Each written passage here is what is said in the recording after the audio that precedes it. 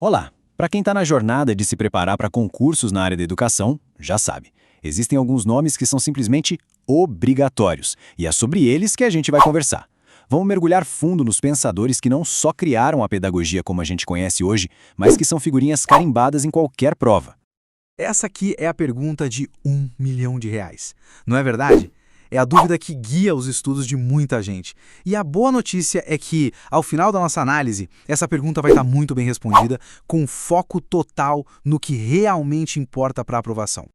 Bom, esse é o nosso roteiro de hoje, o nosso mapa. A gente começa com uma visão geral desses gigantes, depois mergulha de cabeça em Paulo Freire, fala sobre desenvolvimento da criança, a escola ativa, outras perspectivas importantes e, por fim, a gente amarra tudo pensando num legado disso tudo para o futuro.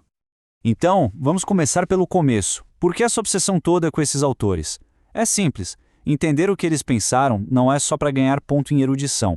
É uma necessidade prática para se dar bem no concurso. Eles são, literalmente, o alicerce de tudo. Pensa assim, as teorias deles são as raízes que sustentam as práticas de hoje. E claro, são a matéria-prima da maioria das questões que vão aparecer na prova. O que a gente vai fazer aqui é justamente isso, extrair o suco, o essencial de cada uma dessas figuras-chave. Agora, vamos falar de um nome que, aqui no Brasil, tem um peso enorme: Paulo Freire. A obra dele é referência fundamental para a educação brasileira. É um autor muito discutido, muito cobrado e, por isso mesmo, é essencial dominar o pensamento dele. E quando a gente fala de Freire, é impossível não falar da pedagogia do oprimido. A ideia central aqui é que a educação nunca é neutra. Ela tem que ser uma ferramenta para que o aluno olhe para o mundo, desenvolva uma consciência crítica, entenda as estruturas que o oprimem e, a partir daí, se torne um agente da sua própria libertação. Resumindo a filosofia dele, educação não é só depositar informação à cabeça do aluno, a famosa educação bancária. Não. Para Freire, educar é uma prática de liberdade. Exige respeito mútuo, um professor que provoca, que instiga, e alunos que constroem ativamente o próprio saber. É uma virada de chave total em relação ao ensino tradicional. Beleza, agora a gente muda um pouco o foco e vai para um trio que, olha, revolucionou o jeito que a gente entende o desenvolvimento das crianças. Piaget, Vygotsky e Wallon são os três pilares para a gente sacar como é que a aprendizagem de fato acontece na cabeça dos pequenos. Vamos começar pelo Piaget. Ele era biólogo, e isso diz muito sobre o método dele. Piaget passou a vida observando cientificamente como o conhecimento se forma. E a grande sacada dele é a de que a aprendizagem é construída, tijolo por tijolo, pela própria criança, através da exploração e da descoberta. E aqui está a teoria mais famosa dele, que cai demais em prova, os estágios de desenvolvimento. Piaget mapeou uma progressão muito lógica. Ele mostrou que o pensamento evolui, saindo do concreto, do palpável, e indo para o abstrato.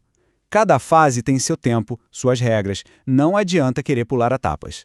Agora, na mesma época do Piaget, mas com uma visão bem diferente, a gente tem o Lev Vygotsky. Para ele, o desenvolvimento não acontece numa bolha, não é um processo solitário. Pelo contrário, ele é, na sua essência, social.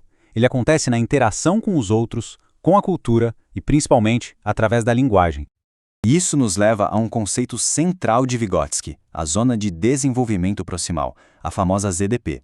Pensa nela como o espaço mágico onde o ensino acontece. É a distância entre o que a criança já sabe fazer sozinha e o que ela consegue fazer com uma ajudinha. É ali que a intervenção do professor faz toda a diferença. E este quadro, gente, é ouro para os concursos, porque essa comparação sempre aparece.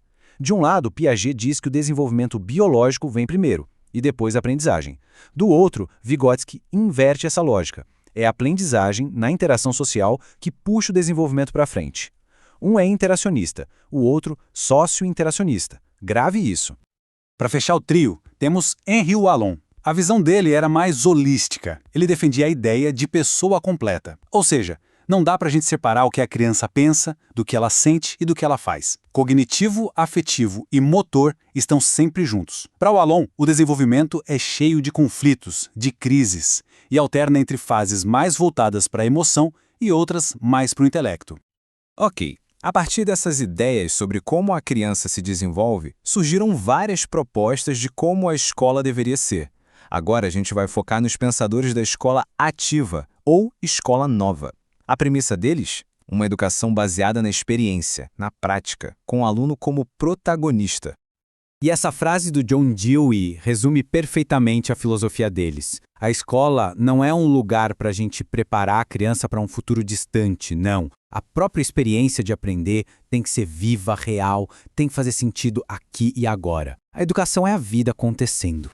Esse quadro ajuda a organizar as ideias. Montessori, Dewey, Freinet.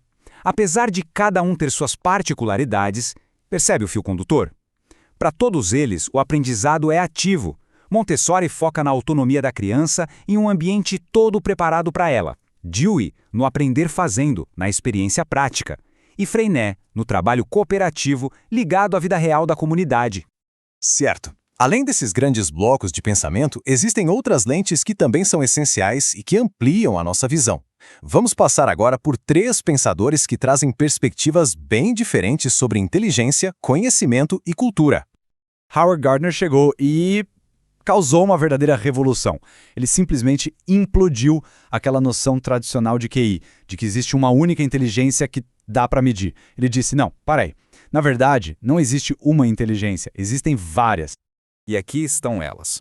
Gardner identificou vários tipos, a musical, a espacial, a interpessoal. E qual a grande consequência disso para a educação? É o reconhecimento de que as pessoas têm pontos fortes diferentes e, portanto, aprendem de maneiras diferentes. A escola precisa valorizar todas essas formas de ser inteligente. Agora, dando um passo atrás para as bases filosóficas, temos 2 nomes importantes.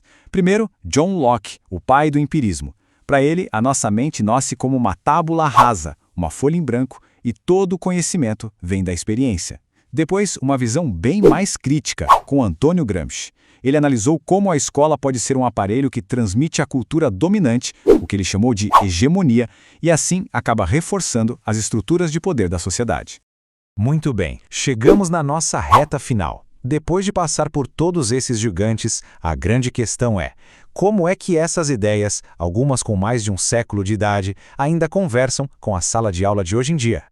O ponto central é este aqui. Dominar esses autores não é só para gabaritar a prova. É ter um repertório, ter ferramentas para pensar a educação de um jeito mais crítico, mais inovador. E olha, se análises como esta estão sendo úteis para sua preparação, considere se inscrever no canal. Assim, não perde os próximos materiais que a gente prepara, sempre com foco no que é essencial para concursos. E para a gente fechar com uma reflexão, eu deixo esta pergunta no ar. Pensando em tudo que a gente viu de Freire a Gardner, de Piaget a Dewey, qual seria, na sua opinião, a mudança mais urgente, mais impactante que a escola de hoje precisa fazer para realmente colocar em prática o legado desses gigantes? Fica aí uma ótima questão para a gente continuar pensando sobre o assunto.